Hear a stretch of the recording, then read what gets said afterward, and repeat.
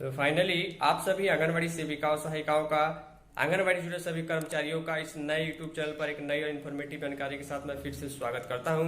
उम्मीद करता हूं कि इस नए यूट्यूब चैनल को आपने सब्सक्राइब जरूर किया होगा।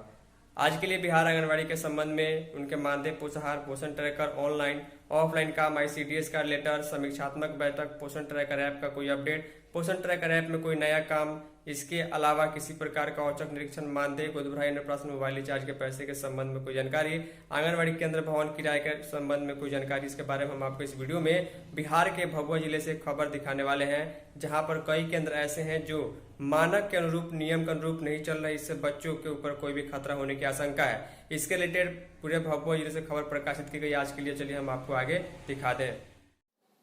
तो फाइनली ध्यान दीजिएगा, चाहे छोटे अधिकारी हो या बड़े अधिकारी हो, जब आंगनवाड़ी केंद्रों का निरीक्षण हो रहा है मैक्सिमम जगह पर यह खबर निकल के सामने आ रही है कि जो मूलभूत सुविधा है, जो सुविधा आंगनवाड़ी केंद्र पर उपलब्ध होनी चाहिए, जगह होनी चाहिए, साफ़ सफाई होनी चाहिए, वो सुविधा केंद्र पर नहीं मिल पा रही है।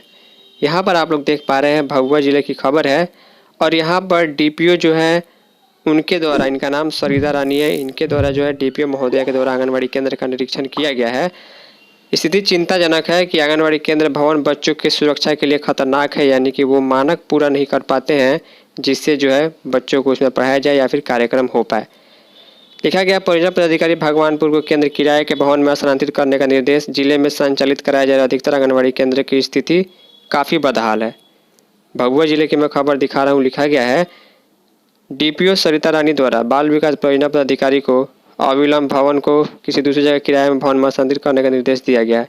मिली जानकारी के अनुसार बुधवार को, जी हाँ, बुधवार को आईसीडीएस द्वारा भगवानपुर प्रखंड के कसेर पंचायत कोड संख्या 81 की और 82 कोड संख्या के 2 केंद्रों का निरीक्षण डीपीओ ने किया। देखिए, बुधवार को विशेष रूप से DPO, CDPO, SDM, CO, BDO वगैरह अधिकारी आपके केंद्र की जाँच कर सकते हैं, क्योंकि ये आईसीडीएस डिपार्टमेंट का ही निर्देश है कि बुधवार को हर एक परियोजना के 2-3 केंद्रों का जो औचक निरीक्षण अलग स्तर के अधिकारी पदाधिकारी करेंगे। निरीक्षण क्रम में यह पाया गया कि जिस भवन में केंद्र चलाया जा रहा है उस भवन की हालत अत्यंत ही जर्जर है। बरसात में दीवार चिरकी हुई है और बारिश होने पर भवन की छत से भी झरझर पानी चूता है। अब आप लोग समझ पा रहे हैं, अगर किसी बिल्डिंग के छत से पानी चू रहा है तो इसका मतलब वो छत पूरी तरीके से जर्जर है और कभी भी वो गिर सकता है या हादसा हो सकता है। मैं उम्मीद करता हूँ भगवान ऐसा ना करे कि इन बच्चों के साथ कुछ ऐसी हो। लिखा गया है, बरसात के सिलन बुरी तरह से लिपटी हुई थी, छत से पानी से रिस कर दीवारों में सरक रहा था। इस संबंध में जब डीपीओ से पूछा गया तो उनका कहना था कि इस केंद्र का सामुदायिक भवन में चलाया जाना है, लेकिन सामुदायिक भवन की भी हालत ठीक नहीं है। दीवार कई जगह से जो है वो ब्रेक हो चुकी हैं। बरसात में केंद्र में पानी भी चूता है। बच्चों के स्वास्थ्य के हिसाब से भवन का संचालन सही दिखाई नहीं देता, जिसको लेकर सीडीपीओ को विलंब इस केंद्र को किराए के लेकर भवन में स्थानांतरित करने का निर्देश दिया गया जब तक इस भवन की मरम्मत नहीं हो जाती।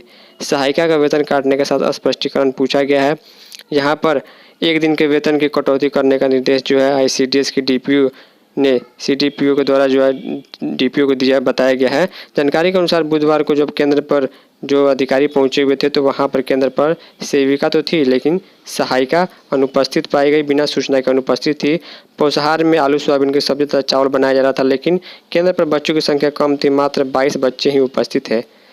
इसके अलावा कई केंद्रों का भी जो है यहाँ पर निरीक्षण किया गया है बुधवार को और कई जगहों पर वेतन कटौती की भी बात की गई है। यहाँ पर जो है कार्रवाई के साथ साथ जिले कई केंद्रों की स्थिति खराब है। ये विभाग को भी मालूम है, लेकिन आपको मालूम है जिन केंद्रों की स्थिति खराब हो जाती है उनके रिपेयर के लिए, उनके मरम्मती के लिए जो है जल्दी से कोई अमाउंट नहीं आता, कोई आवंटन नहीं आता। इसको लेकर दिक्कत होती है। उम्मीद करूँगा कि आपका केंद्र सही तरीके से अच्छे तरीके से चल रहा होगा। इस वीडियो में इतना ही। तब तक के लिए धन्यवाद।